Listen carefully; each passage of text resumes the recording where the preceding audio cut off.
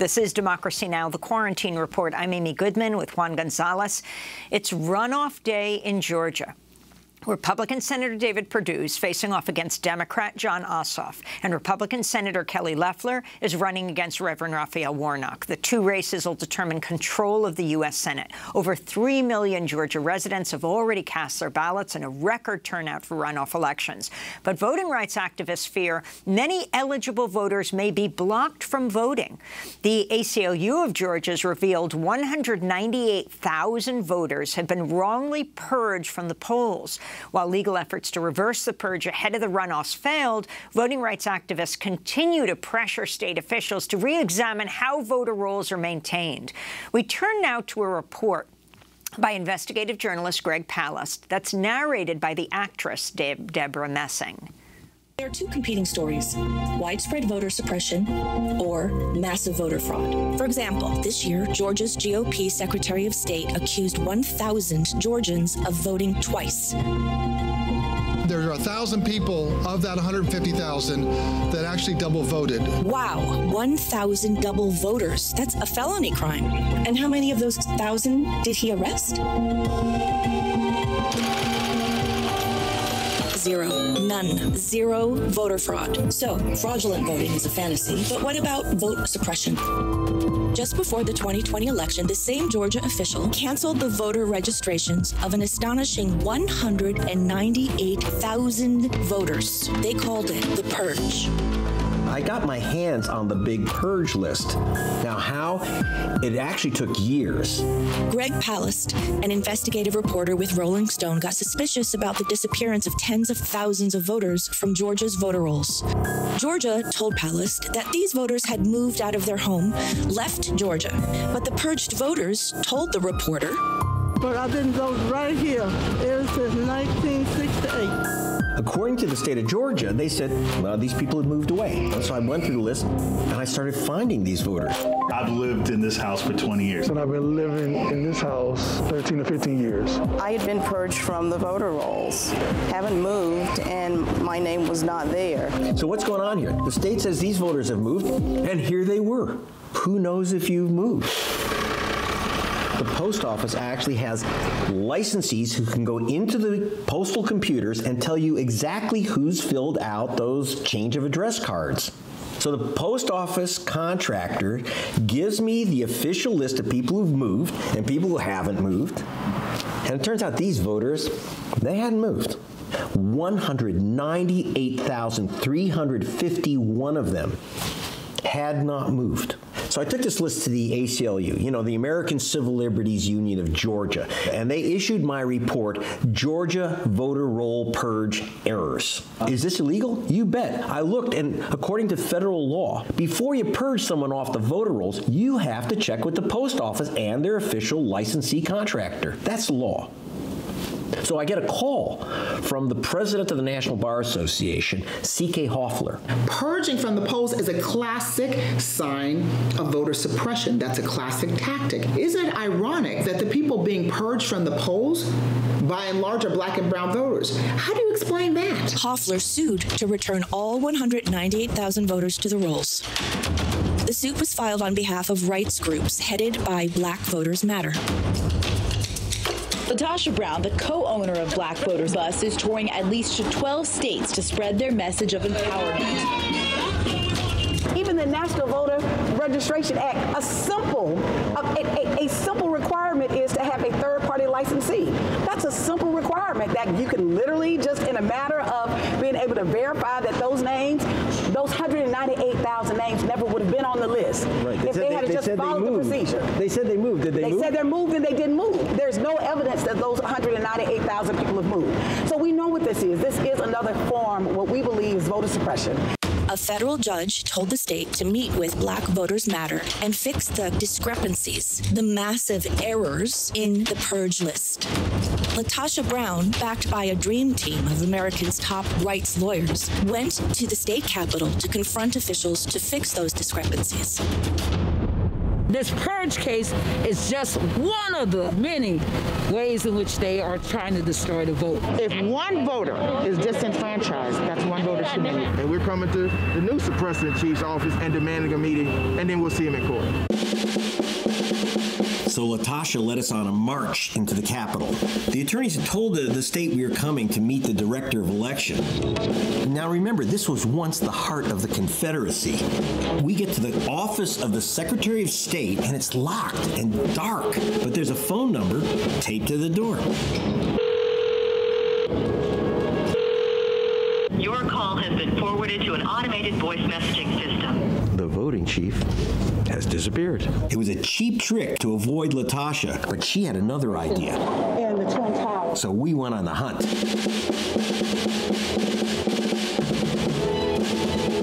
And there he is, Chris Harvey, Georgia's Director of Elections, the Purge General himself. The man who erased these voters' registrations, dressed for Casual Friday. Mr. Harvey, just a quick question. I was just talking to some voters, Curtis Fraser, Michael Watson, Ishtar Diaz. According to your office, these voters had filled out change of address forms because they moved, and so they were removed from the voter rolls. They told us that they have not moved 20 years at the same house, 19 years, 10 years at the same house, that they haven't moved. They never filled out those forms. Can I give you their names? You can put them back on the rolls. They were wrongly removed. I'll be happy to take their names and we can follow up with them. Well, actually, we have a list of 198,000. If it turns out that they have not moved, as you claimed, will you return them to the voter rolls? Sir, I'll be happy to take the information and follow up. So even if you prejudge what we're going to do. So even if they're wrongly removed, you won't return them to the voter rolls? I'm not going to tell you what I'm going to do. In other words, you're just not going to do it. I'm not going to tell you what I'm going to do. Okay, let me ask you a question. I'm not going to answer any questions about stuff that's... Now, but you told the court that you thought that maybe the post office, through a licensee named Anchor, had identified these people as having moved. They said they didn't. We checked with Anchor. You never checked with Anchor or the post office. We did. Why did you give the court the impression that you used the postal licensee to check whether these people moved, but you didn't? Have you spoken to Anchor? I'm not going to answer any more of your questions. Have you spoken to the post office and its licensees? You won't answer that. I won't answer. Well, the federal law requires you to do it, so you're saying you're not sure that you follow the federal law? I'm not going to answer your question. We just want to get it resolved. Like, there are 198,000 people, as you can imagine, that we feel very strongly that are being disenfranchised right now. And so we're coming in good faith. We've reached out repeatedly to the last 7 days. We just want to get it resolved. And so we would like to sit down with you all. We don't want to get a run around the block. We want to sit down, have a meeting, have our experts to sit down with your experts and get it resolved. That at the end of the day, people's voting rights, as an election officer, you understand how critical that is. I'll talk to my folks. Will you and the secretary meet with LaTosha Brown and her plaintiffs? Yeah. You're not going to say whether you're going to just meet with them? The court has asked you, said you should meet with them. As of today, the state of Georgia still resists returning 198,000 voters their rights and refuses to meet with LaTosha Brown. A video report by investigative reporter Greg Palast, narrated by the actor Debra Messing. We're joined now by LaTosha Brown, the co-founder of Black Voters Matter Fund and the BVM Capacity Building Institute. LaTosha, welcome back to Democracy Now! So we're left hanging here. Did you ever get to meet with the Secretary of State, Brad Raffensperger, who's really being hailed as a hero for standing up against President Trump as he demands he finds, over 11,000 votes to make him the winner of the Georgia elections. But you're talking about 198,000 purged, stolen votes, in a sense. That's right. No. So as the update, we have never met with him. We've not heard from his office yet. My legal team, we're still waiting to hear from the office. We have not heard from his office. We will pursue this. We will continue to pursue this. While we were not able to get injunctive relief, our case is still pending right now in the courts, and we're going to press forward. And I think because we have reached out in good faith, and the judge did recommend that we sit down and meet, and he's not responded, I certainly think that we will convey that to the courts as well. But it's really interesting. It's baffling to me, that Raffensperger is being perceived as some kind of hero. The truth of the matter is he just simply doesn't want to go to jail. He doesn't want to cross over into this new territory that Trump is asking him to do to really be able to unravel. It's too much. It's too big of a mountain to climb. The truth of the matter is he's done everything in his office. He's an abuse of power, everything in his office to make sure that he gave Trump the best possible, and the Republicans the best possible opportunity to be able to steal this election, starting with the disenfranchisement of almost 200,000 voters that literally, this is post Brian Kemp. This happened in October 2019. We found out and became aware of it in September of this year. There was a report that was handed to him. We reached out to him repeatedly, and those 200,000, almost 200,000 voters have never been restored, which he had within his office. He could have restored them. Not only, as the video talks about, not only did he not meet the basic fundamental requirement in the National Registration Act, which was to have a licensing vendor that can check these names to make sure that the 198,000 people that he kicked off the voting rolls, that in fact they had moved. What we have discovered is that they have not moved, that Greg Palast and his team, his investigative team, literally just the first week during our court case, 12, we would call people, and one of the voters said they've lived in their home for 27 years. They've never moved. They're not even thinking about moving. Another one said that they lived there for 18 years. The bottom line is we don't know where he got these 198,000 voters. I think it's quite interesting and coincidental that the majority of them, that many of them on that list are African-American voters. So let's be clear about what this is. This is, if it walks like a duck, quacks like a duck, it is a duck. This is voter suppression. That part of what is happening in this state has been ground zero for voter suppression. And what we're seeing and witnessing right now with Black voters being a key constituency group that's coming out is not because voter suppression doesn't exist in the state. It's not because Raffensperger is doing such a good job. We've out-organized them. Organizing works. So grassroots social justice community organizations have been working on the ground. We've used our networks. We've used our information because the message matters, but the messengers matter. And so those of us who work that are embedded in community have been doing the work really to be able to engage people, and our folks, the voters, have been relentless. And so when you're seeing Black voters in the state of Georgia vote, people should understand how remarkable that is. It's not because voter suppression isn't happening.